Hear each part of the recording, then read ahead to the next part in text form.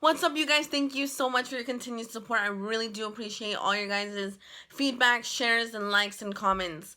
So today we're going to be doing a fuel pressure test using a fuel pressure gauge. And it's going to be testing our fuel pump. So you really want to do this when you feel that your fuel pump is going out. Maybe when you're trying to accelerate super quickly, it just doesn't go anywhere. Sometimes your vehicle won't even start. So I just want to start with the fact that you can't just do this test on any kind of vehicle, okay? You have to really take precautions because the newer vehicles have a lot of pressure in their fuel system. And on my car, it's different because it's a little older, but be careful, okay? Especially working on new cars. Do your research. I'm not liable for any of your guys' mistakes, okay? Good luck. So the first thing we're going to do is make sure that our fuel pump is even turning on. So we're going to go ahead and connect our gauge right at the high pressure return line. These are going to be two 10mm bolts, and make sure that you take them off evenly. So as you guys know, there is pressure in the system. There's fuel in here. So we're going to make sure that we put a rag down and make sure you have your safety glasses on because it's going to spray out. Oh, fuck. Now we're going to go ahead and grab this piece, and the smaller piece is going to go inside the fuel rail. Now we have to get the bolts with the same thread pitch to hold these two pieces together. And we have to screw them on evenly. Be careful not to put a bunch of torque on these. We don't want to strip them. And now we just connect our gauge.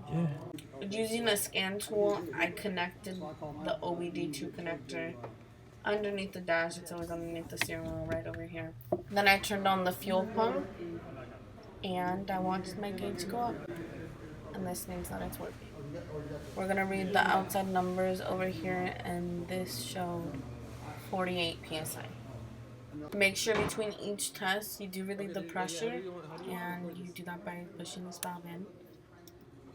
So that was our first test. We were just making sure we got a reaction out of the fuel pump and checking for any leaks, and in my case there wasn't any. All these specifications I did get from All Data, so just make sure you're getting a reliable source when you're doing your own car, because it is going to be different if you don't have this Eclipse. Alright, and then we're going to go ahead and just turn on the car.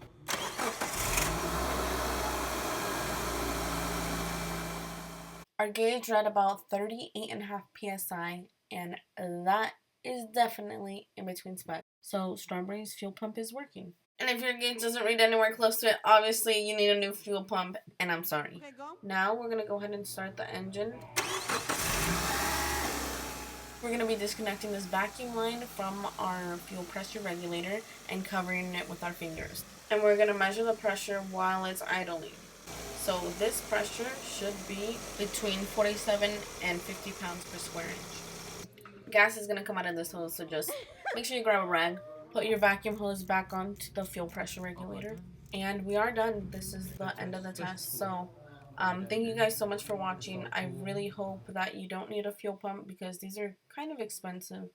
Around like $100 to $200. And I really hope this video helped you guys out. Go ahead and like, share, comment, subscribe. Add me on Snapchat, Instagram at SmokinSkittles.